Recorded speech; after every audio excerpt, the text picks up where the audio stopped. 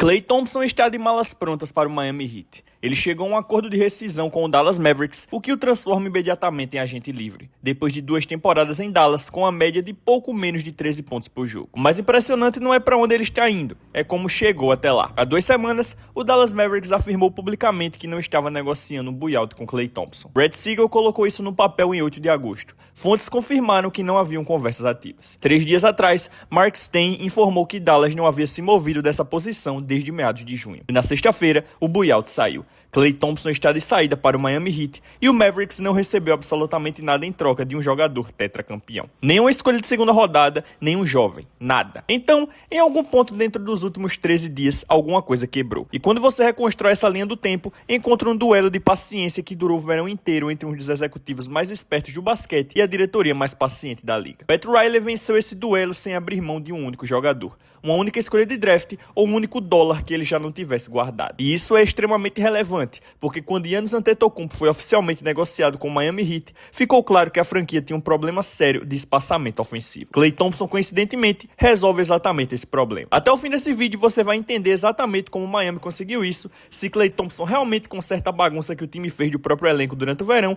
e por que o final mais bonito possível do basquete está oficialmente morto. Galera, antes de a gente continuar, deixa eu dar um aviso pra vocês. Vocês sabiam que mais de 80% das pessoas que assistem os vídeos aqui do canal não são inscritas? Então, pô, se você acompanha os vídeos aqui do canal Camisa 30 frequentemente e você ainda não deu essa moral, se inscreveu, deixou o like, faz isso, pô. Deixa o like, se inscreve no canal, ativa o sininho e comenta aqui embaixo o que você achou da chegada de Klay Thompson ao Miami Heat. Fez tudo isso, podemos voltar pro vídeo, tamo junto. Pra entender como esse momento é estranho, é preciso voltar um pouco no tempo, porque também é necessário lembrar o que Klay Thompson deveria estar fazendo nesse exato momento. Há 2 verões, ele deixou para trás a única franquia que já conheceu. 13 anos no Golden State Warriors, 4 títulos, a outra metade da melhor dupla de armadores arremessadores já formadas. E sinceramente, os sinais já estavam no ar. Bastava olhar para quão estranha foi a sua última temporada em Golden State. Em julho de 2024, ele encerrou os Splash Brothers e assinou um contrato de 3 anos e $50 milhões com o Dallas Mavericks. No papel, fazia todo sentido. O Mavs vinha de uma campanha nas finais de NBA. Luka Doncic tinha 25 anos, Kyrie Irving estava em grande fase. Klay seria o terceiro homem de um time contender, recebendo passes do melhor jovem ofensivo da liga, perseguindo o quinto anel com um peso menor nos ombros. Era isso que ele havia assinado. Mas avançando para a temporada passada, dá para perceber que esse plano não se concretizou. E a estatística dele dói de ler. Klay teve uma média de 11,7 pontos por jogo, a mais baixa de toda a sua carreira. Mais baixa até que a do seu ano de estreia. Ele começou apenas 8 jogos na temporada inteira, o que é bem triste quando você para pensar. Esse é um homem que começou todos os grandes jogos de uma dinastia durante uma década inteira. E ali estava ele, saindo do banco por um time em reconstrução aos 36 anos. Então, se é assim, por que tanta gente ainda queria Klay Thompson? Porque olhando para dentro da estatística feia, existe um número que ainda o torna extremamente desejável. Ele continua acertando 38,3% das bolas de 3 pontos. Uma média de 2,9 bolas de 3 convertidas por noite em menos de 22 minutos de quadra. Sim, as pernas estão mais velhas, a defesa claramente caiu, e a capacidade de criar seu próprio arremesso se foi junto com as lesões. Mas o arremesso de 3 nunca foi embora. Ele liderou o Mavs em bolas de 3 em cada uma das últimas 2 temporadas. Minuto por minuto, isso ainda é um dos arremessos mais confiáveis que dinheiro pode comprar. Klay Thompson sabia exatamente o que ainda tinha e no que queria investir nisso. Ele mesmo disse numa live aleatória na Twitch, quer competir por um título, não necessariamente vencer um, mas a chance de tentar. Quer um papel em um time que faça uma boa campanha nos playoffs, seja nessa temporada, seja na próxima. Esse é praticamente o único objetivo dele agora. E aqui está o que torna o capítulo de Dallas genuinamente triste. Tudo aquilo pelo que Klay Thompson havia assinado foi desmontado enquanto ele ainda estava de uniforme. Em fevereiro de 2025, 7 meses depois de sua chegada, Luka Doncic foi negociado com o Los Angeles Lakers. O jogador franquia, a razão principal de Klay ter ido para o Dallas, foi embora na troca mais chocante da década. A demolição não parou por aí. Jason Kidd saiu do comando técnico. Dusty May assumiu. Toda a operação foi reconstruída em torno de Cooper Flagg, com Masai Ujiri, o homem que montou o time campeão de Toronto, agora comandando a diretoria, o que, aliás, é o caminho certo para Dallas. Mas pense no que isso significa se você é Klay Thompson. Assinou um contrato de 3 anos para perseguir um anel ao lado de Luke Kyrie e no terceiro ano, o jogador-chave está em Los Angeles. O técnico que te recrutou se foi e a diretoria que assinou com você não existe mais.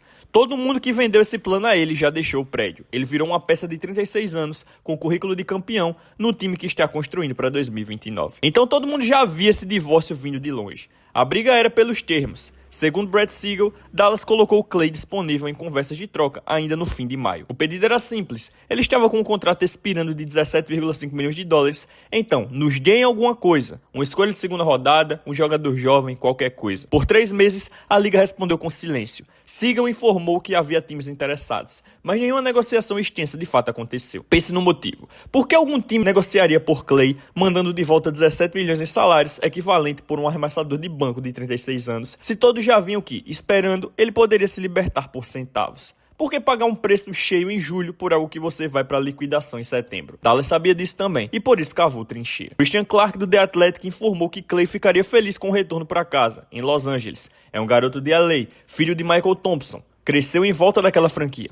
Segundo Jake Fisher, o forte interesse do Lakers e Heat foi exatamente o que deixou Dallas hesitante em fazer o buyout logo de cara. A franquia, que tinha acabado de viver a negociação de Luka Doncic, não tinha pressa em entregar outro arremessador querido ao Lakers de graça. Enquanto isso, a coisa foi parar no mais alto escalão. Stein informou o contato direto entre o próprio Masai Ujiri, presidente da equipe, e Klay Thompson, conversando pessoalmente sobre como isso terminaria. Fontes de Stein disseram que Dallas preferia negociar, se possível. E o tempo todo, o Miami estava na frente da fila, torcendo por um buyout. Por trás do impasse, havia um relógio correndo. Dallas tinha 16 jogadores com contrato padrão e o limite é 15. Alguém teria que sair antes da abertura da temporada, não importa o que acontecesse. A cada dia, a liga inteira sabia que Dallas teria que se movimentar, eventualmente. E o Dallas sabia que a liga sabia disso. Não havia como blefar.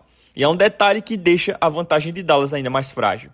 O Mavs está abaixo da linha do Luxury Tax, então o buyout quase não economizava dinheiro real para eles. Normalmente, o jogador devolve o que seu próximo time vai pagar a ele. Então, se Klay assinasse um contrato pequeno em Miami, Dallas recuperaria pouco. Toda a posição de 3 meses se resumia, então, a tentar espremer uma escolha de segunda rodada, que nunca veio. Agora, virando para o lado do Miami Heat. De fora, a off-season do Heat parecia estar indo ladeira abaixo em câmera lenta. De dentro, eles estavam jogando o jogo do trapaceiro paciente e o rastro do dinheiro prova isso. Vamos começar pelo grande movimento. Em junho, o Heat esvaziou o armário por Giannis Antetokounmpo. Tyler Hero, Kelly Ware, Haywood Highsmith, Kasparas Giacoussionis, 3 escolhas de primeira rodada e uma troca por uma de segunda saíram pela porta, em troca do 2 vezes MVP, Giannis e Bobby Portis. Resumindo em uma frase, o Heat ficou com o melhor jogador da negociação e pagou por isso basicamente com todo o seu arremesso e boa parte da profundidade dela. E aí piorou. Norman Powell caminhou para o Chicago Bulls como agente livre. Depois, o próprio Miami Heat anunciou, durante a coletiva de apresentação de Giannis, que havia outro avião para pousar. Só que LeBron James acabou não vindo. Decidiu assinar com o Philadelphia 76ers, mesmo com Miami sendo favorito nas casas de apostas com 45% de probabilidade. Depois, Bradley Beal, com quem Miami havia conversado antes na Free Agency, renovou com o Clippers por 2 anos e 3,2 milhões de dólares.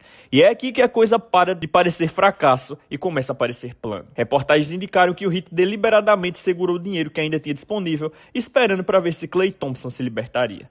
Barry Jackson informou que DeMar DeRozan queria a mesma exceção de 5,5 milhões de dólares que o Miami estava reservando, e o Heat disse não, porque estavam guardando aquela cadeira. Chegando em meados de agosto, o cenário era esse. O Heat havia perdido a criação de jogadas de Tyler Hero, o pontapé ofensivo de Norman Powell, ficado sem LeBron James, sem Bradley Beal e ainda recusado DeMar DeRozan. É um time que acabara de trocar por um astro, cuja carreira inteira é definida por adversários montando uma parede na pintura. Isso soaria como má administração, a não ser que cada movimento apontasse para um único alvo. Barry Jackson, do Miami Herald, informou que o Heat escolheu Klay Thompson em vez de Bradley Beal de forma direta. Ethan Skolnick, que cobre esse time diariamente, já havia previsto o final ainda em julho. Acreditava que o Heat acabaria com Klay Thompson sem precisar negociar nada por ele. Foi exatamente isso que aconteceu um mês depois, quase palavra por palavra. As regras salariais explicam por que essa paciência era segura.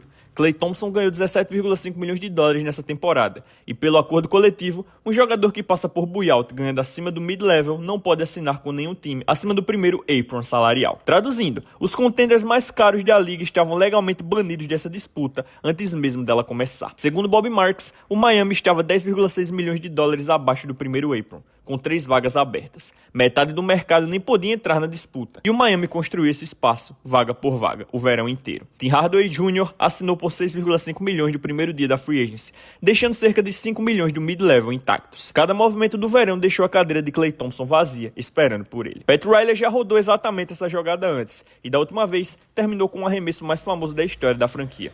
Em 2012, Ray Allen, veterano do Hall da Fama, aceitou bem menos do que valia no mercado para se juntar a um Miami Heat estrelado. Um ano depois, estava parado naquele canto da quadra no jogo 6 das finais, acertando a maior bola de 3 da sua carreira. E o Miami nem está escondendo que esse é o modelo. Segundo a descrição de Brad Siegel, o plano é trazer Klay Thompson para um papel parecido com o de Ray Allen na era do Big Three, formado por LeBron James, Chris Bosh e Dwayne Wade. Um cara de catch and shoot, com experiência de campeão, futuro Hall da Fama, entrando ao lado de Ben Adebayo e Giannis Antetokounmpo para segurar o perímetro do time. Isso leva à pergunta que os torcedores do Miami Heat têm hoje: Klay Thompson realmente conserta esse time? Sendo honesto, ele conserta o maior problema que esse time tinha, que era o espaçamento de quadra. O Milwaukee Bucks passou uma década vendo defesas fecharem a pintura contra Giannis, e o Miami Heat estava prestes a herdar exatamente esse problema, com um elenco de arremessadores ainda pior do que o Bucks jamais colocou em quadra. A projeção de escalação do Yahoo depois da troca tinha Davion Mitchell na armação e Andrew Wiggins na ala, e chegou a perguntar abertamente quem, afinal, ia levar a bola até o ataque. Klay é um remédio específico para isso.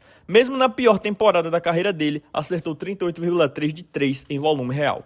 E as defesas ainda saem correndo atrás dele na linha de 3 como se fosse 2018. A memória daquela partida de 60 pontos contra o Indiana não desaparece. Colocado no canto, ao lado de um Ben Adebayo rolando para a cesta e um Giannis indo para a cesta, montar uma parede na pintura passa a custar caro em cada posse de bola. Então isso é um conserto. Mas é preciso que os torcedores do Heat entendam. Ainda existe algo quebrado, que é a criação de jogadas. Tyler Hero está em Milwaukee, Norman Powell está em Chicago. Davion Mitchell é um defensor de ponto de ataque e não exatamente um criador de jogadas. Klay Thompson nessa fase da carreira não dribla mais. A capacidade de criar seu próprio arremesso se foi junto com as lesões há anos. Então não aposte de meia quadra nos playoffs, quando a defesa isola Giannis e troca marcação em tudo. Quem vai quebrar a linha de defesa? Giannis teve média de 27,6 pontos por jogo, com 62,4% de aproveitamento dos arremessos, em 36 jogos na temporada passada. Então o motor ainda está lá. Mas o motivo da jogada com Ray Allen ter funcionado em 2013 é que LeBron James e Dwayne Wade criavam espaço para aquela bola de 3. E alguém precisa criar espaço para as de Klay. Depois tem a defesa, o atleticismo e o impacto defensivo de Klay naturalmente diminuíram. Essa é só a versão educada que o Bleacher Report colocou no ar. A real é que os playoffs literalmente caçam jogadores como Klay. Uma escalação de fechamento com Klay Thompson e Tim Hardaway Jr. juntos são dois alvos parados lado a lado.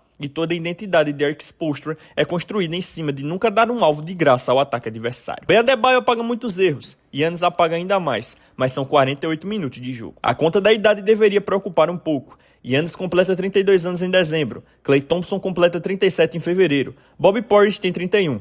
E a profundidade jovem por trás deles está vestindo camisas do Milwaukee Bucks agora. A janela é agora, numa conferência leste em que o New York Knicks é o atual campeão e LeBron James, Tyrese Maxey, Joel Embiid, VJ Edcombe e Jaylen Brown formam um dos quintetos titulares mais assustadores da história da NBA. Sem falar no Boston Celtics com Jason Tatum e Paul George. Você não pode comparar esse elenco ao Miami Heat de 2013, o time em que Ray Allen entrou. Isso não é um campeão adicionando seu ornamento final. Klay dá sentido ao conjunto e pode ser a diferença entre a parede funcionar ou custar caro. O que ele não pode ser é o armador, o defensor de ala e o banco inteiro, tudo ao mesmo tempo, aos 36 anos. Então, o que esperar sobre tudo isso? Sobre Dallas, eles jogaram uma mão de pôquer de 3 meses e erraram. Se você rastrear a frustração até a raiz, ela nasce em junho, não em agosto. O mercado de troca para um arremessador de banco de 36 anos, com 17,5 milhões de salário, nunca ia aparecer. E todo comprador da liga conseguia ver a liquidação chegando no calendário. O quadro geral em Dallas continua correto. Cooper Flag é o futuro, a contratação de Dusty May é real, as contas estão limpas e a lógica de reconstrução de Masai Ujiri é legítima.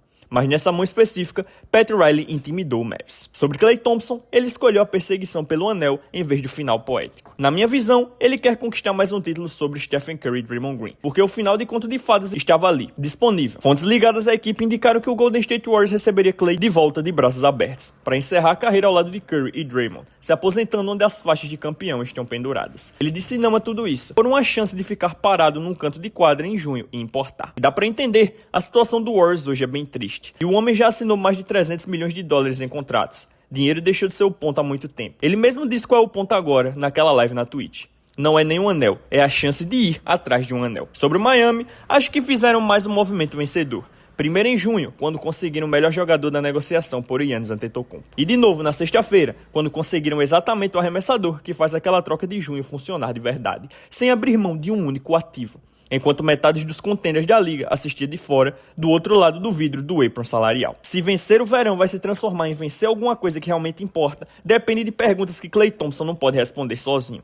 O Knicks é o campeão, o Cleveland está carregado, LeBron James e Jaylen Brown agora são companheiros de equipe. O que ainda soa estranho de falar em voz alta. E a escalação de fechamento do Miami tem 3 jogadores acima dos 31 anos e nenhum armador em quem eu confio totalmente. E aí, qual a sua opinião? Não se esquece de comentar, deixar o like no vídeo, se inscrever no canal e ativar o sininho. Até a próxima, tamo junto.